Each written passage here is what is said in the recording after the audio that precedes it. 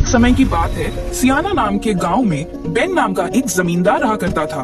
वो बहुत ही अमीर इंसान था। अमीरी तो जैसे उनका पुश्तैनी हक था और उसमें से बेन और भी अमीर बनने की चाह रखता था। बेन अमीर बनने की लालच में बहुत ही दुष्ट और दुराचारी बन गया था। वो हमेशा कर्ज दिए हुए पैसे बहुत ही सख्ती से वसूल किया करता था। बेन किसी की कोई परवाह नहीं किया करता था। इसीलिए बेन के पास से जिसने भी कर्जा लिया था वे सब भिखारी बन गए थे। लेकिन लोगों के पास कर्जा लेने के लिए बेन के अलावा कोई और विकल्प भी नहीं था।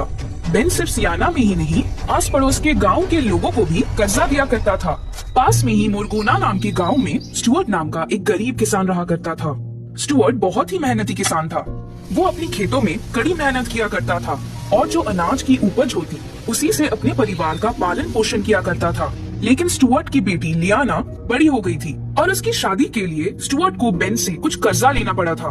गरीबी के मारे और कर्ज के बढ़ते हुए ब्याज की वजह से स्टुअर्ट उसे नहीं चुका पाया। ब्याज तो जैसे उसके ऊपर एक पहाड़ की तरह बढ़ ही रहा था। मुरगोना में स्टुअर्ट की तरह और 15-20 लोग थे जिन्होंने भी बेन से कर्जा लिया हुआ था। वे भी गरीबी के कारण उस वक्त पर लौटा नहीं पा रहे थे। सालों से मुरगोना में कोई वसूली न होते देखकर बेन ने मुरगोना के सब कर्जदारों के घर और जमीनों को जब्त कर उसकी नीलामी की जाए, ऐसी सूचना अपनी मुनीम को दी। मुनीम तुरंत ही मुरगोना में दाखिल हुआ और सारे कर्जदारों को इकट्ठा कर उनसे बात करने लगा।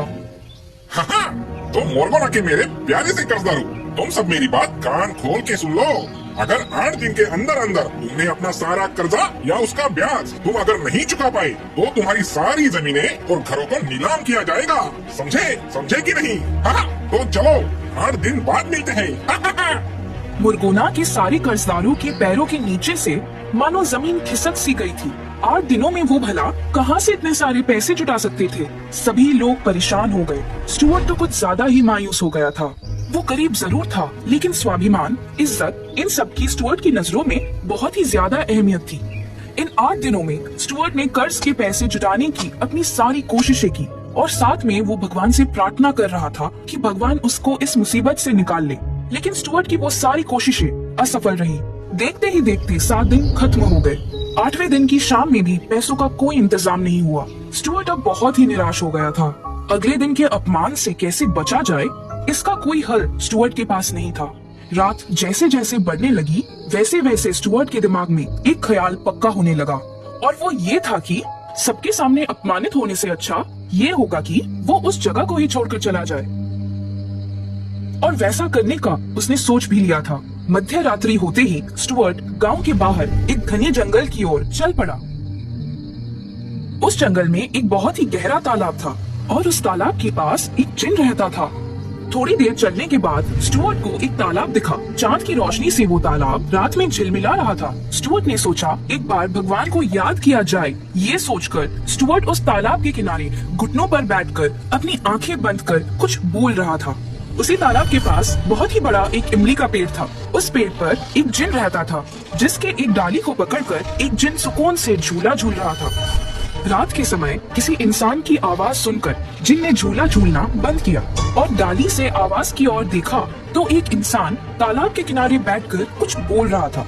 ये सब देखकर जिन थोड़ा चौंक गया। वो सोचने लगा, बीच रात एक अकेला इंसान, वो भी इतने घने और डरावने जंगल में। कुछ तो गड़बड़ है। चलो जाकर देखता हूँ आखिर माजरा क्या है। स्टुअर्ट अपनी प्रार्थना खत्म कर वहाँ से आगे बढ़ने वाला था, तभी अचानक जिन उसके सामने जाकर खड़ा हो गया और जोर जोर से हंसने लगा। जिन को सामने देखकर स्टुअर्ट जिन के ऊपर जोर से चिल्लाया, कौन हो तुम जो भी हो मेरे सामने से हट जाओ। जिन को स्टुअर्ट की बात सुनकर अजीब लगा कि ये इंसान मुझे देखकर थोड़ा भी डरा नहीं। तभी जिन जोर से स्टुअर्ट से बोल पड़ा, कौन हो तुम? शायद तुमने मुझे पहचाना नहीं। मैं हूँ इस जंगल का जिन। तो मैं क्या करूँ? तुम जिन हो या कोई भूत, मुझे उससे क्या? मैं तो इस जगह को छोड़ के जाने वाला हूँ और वो भी हमेशा के लिए, और शायद ही इस जगह पर मैं कभी वापस आ पाऊँ। स्टुअर्ट की बात सुनकर जिन को हंसी आई और वो जोर जोर से हंसने लगा और स्टुअर्ट से, तुम्हारी ये सोच मुझे तो बड़ी अच्छी लगी। तुम यहाँ से हमेशा के लिए चले जाओ, ये तो मेरे लिए अच्छा ही है। लेकिन क्या मैं तुमसे पूछ सकता हूँ कि तुम यहाँ से क्यों जाना चाहते हो? जिन के बहुत जोर देने की वजह से स्टुअर्ट ने अपनी सारी कहानी जिन को बताई। स्टुअर्ट की कहानी सुनकर जिन को बहुत खुशी हुई क्योंकि बहुत दिनों बाद उसे किसी को सताने का मौका जो मिला, इसीलिए जिन खुशी के मारे झूम रहा था और पेड़ की डाली से झूलते हुए जिन ने स्टुअर्ट से कहा, बस इतनी सी बात? अरे इतनी सी बात के लिए तुम यहाँ से जाना चाहते थे? तुम्हारा क्या जाता है इतनी सी बात कहने में? तुम तो एक जिन हो, इसलिए तुम्हें किसी बात की कोई फिक्र नहीं है। वैसे तुम्हें भी नहीं होगी, और वो भी हमेशा के लिए। वो भला कैसे हो सकता है? बताता हूँ। बस तुम इस जगह को छोड़कर मत जाना। अगर तकलीफ ही ना हो तो भला कौन इंसान अपनी जगह छोड़कर जाना चाहेगा? तो फिर ठीक है, चलो मैं तुम्हारे साथ गांव तक चलता हूँ और रास्ते में तुम्हें बताता हूँ कि तुम्हें आगे क्या करना है। स्टुअर्ट जिन के साथ गांव की तरफ निकल पड़ा। जिन ने स्टुअर्ट को आगे क्या करना है वो सारी बातें बताने लगा। जिन की बातें सुनकर स्टुअर्ट को अब अच्छा लगा। स्टुअर्ट जब गांव में पहुंचा तब तक सुबह होने को आई थी। स्टुअर्ट शांति से अपने घर जाकर सो गया। दूसरी ओर मोरगोना गांव के कर्जदार अपना कर्ज नहीं चुका सकते, इस बात का पूरा यकीन बेन को था। इसीलिए उनके घर और जमीन को नीलाम करने के लिए बेन ने अपने आदमी भेज दिए। थोड़ी देर सोने के बाद स्टुअर्ट अपने गांव के जमींदार के पास गया। स्टुअर्ट को घर आते देख जमींदार को लगा कि स्टुअर्ट पैसे मांगने आया है। तभी जमींदार बड़े दुखी आवाज में स्टुअर्ट से, स्टुअर्ट, मैं आप सब लोगों की मुसीबत समझ सकता हूँ, लेकिन मुझे माफ करना स्टुअर्ट। तुम सब लोगों का कर्जा चुका सकूं, इतनी बड़ी रकम तो मेरे पास नहीं है। कृपया मुझे माफ कर देना स्टुअर्ट। गांव के जमींदार उतने सक्षम नहीं है, ये बात स्टुअर्ट को पता थी। इसीलिए स्टुअर्ट ने बड़े ही शालीनता से जमींदार से कहा, नहीं जमींदार जी, मैं आपको ऐसे धर्म संकट में नहीं डालना चाहता। मैं तो बस आपसे ये कहने आया था कि आप बस मेरे साथ गांव की सीमा तक चलिए। कल रात निराश होकर मैं जंगल की ओर चल पड़ा था, लेकिन वन देवता ने मुझ पर कृपा कर मुझे कुछ धन दिया है। वो सारा धन मैंने गांव की सीमा के बाहर एक बड़े से पेड़ पर छुपा कर रखा है। वो सारा धन आप लेकर हमें मुक्त कीजिए। स्टुअर्ट की बात सुनकर जमींदार किसी को बिना बताए स्टुअर्ट के साथ गांव की सीमा पर चला गया। वहां जाते ही पेड़ पर बैठे जिन ने जमींदार के शरीर में प्रवेश किया। वैसे ही जमींदार का बर्ताव अचानक से बदल गया। वो हंसने लगा। ये देखकर स्टुअर्ट तुरंत बोला, ए जिन, ऐसा कोई काम मत करना कि किसी को हम पर शक हो जाए। ठीक है, चलो अब गांव में जाते हैं। अब नीलामी शुरू ही होने वाली होगी। स्टुअर्ट और जमींदार जब गांव में आए तो उन्होंने देखा बेन का एक आदमी बीचों बीच खड़े होकर नीलामी की शुरुआत करने वाला था। जैसे ही नीलामी शुरू हुई वैसे ही जमींदार के अंदर का जिन जानबूझकर कीमत बढ़ाने लगा। जमीन, घर और बाकी जायदाद की कीमत जिन बढ़ा ही रहा था। तभी सारे गांव वाले जमींदार की ओर चौंक देखने लगे, क्योंकि सारी चीजों की कीमत बहुत ही ज्यादा बढ़ चुकी थी। लेकिन इन सब में से सबसे ज्यादा जो खुश था वो था बेन और उसका आदमी जो ये नीलामी कर रहा था। वो बेन से एक बड़े इनाम मिलने की ख्वाहिश कर रहा था। आखिर में सब मिलाकर 10,000 सोने के सिक्कों में नीलामी खत्म हुई। सारी जायदाद अकेले जमींदार ने ही खरीद ली थी। सारी रकम जमींदार से लेने के लिए 2-4 दिन में बेन खुद आएंगे। ऐसा कहकर बेन का आदमी वहाँ से चला गया। वो जाते ही गांव के सारे कर्जदारों ने जमींदार के सामने अपने सर झुकाए और उन्हें प्रणाम किया। अब 2-4 दिन तो जिन को जमींदार के अंदर ही रहना था, नहीं तो जिन के सारे किए कराए पे पानी फिर जाता और फिर जिन को भी तो बेन को सबक सिखाना था। दूसरी ओर मोरगोना से नीलामी की रकम जमींदार से लेने के लिए बेन ने अपने बेटे जेम्स को भेजा। जेम्स अपने आप को बहुत ही होशियार समझता था। दोस्तों के सामने वो हमेशा बड़ी बड़ी बातें किया करता था। 2-4 दिन बाद जेम्स मोरगोना में आया और उसने नीलामी की रकम वसूल की और उसे रकम वापस मिल गई और वो कर्ज मुक्त हो गया। ऐसी बेन की मोहर लगाई हुई कागज उसने जमींदार को दे दी और जमींदार का एक दिन का आतिथ्य लेकर जेम्स अपने गांव सियाना के लिए निकलने वाला था। तभी जमींदार के अंदर के जिन ने जेम्स से कहा, जेम्स, क्या तुम्हें पता है हमारे यहाँ बहुत ही अच्छी नस्ल की बकरियाँ मिलती हैं। अब तो तुम्हारे पास पैसे भी है और तुम यहाँ पर भी हो, तो कुछ अच्छी बकरियाँ लेकर जाओ।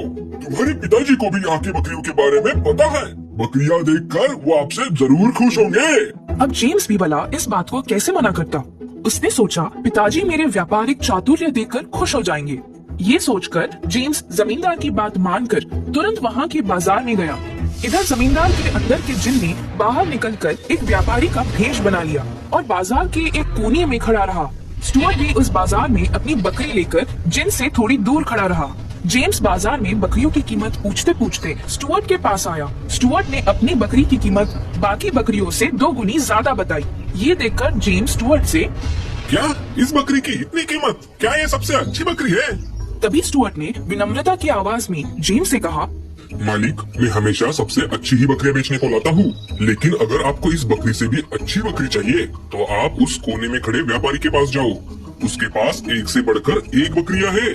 जेम्स एक पल भी विलंब न करते हुए उस व्यापारी के पास गया और उनसे पूछा, मैंने सुना है आपके पास बहुत अच्छी नस्ल की बकरियां है, मुझे भी अच्छी नस्ल की बकरी चाहिए। जिन ने जेम्स को ऊपर से नीचे तक देखा और उससे कहा, अच्छी अच्छी मतलब कैसी? अगर आपको कसरत करने वाली बकरी चाहिए तो उसकी कीमत भी ज्यादा होगी। कसरत करने वाली बकरी, भला वो कैसे होती है? अगर आपको वो देखना है तो आपको 100 सोने के सिक्के देने होंगे।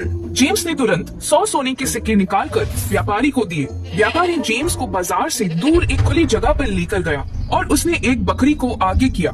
बकरी पेड़ पे चढ़ने लगी, गोल गोल घूमकर कूदने लगी।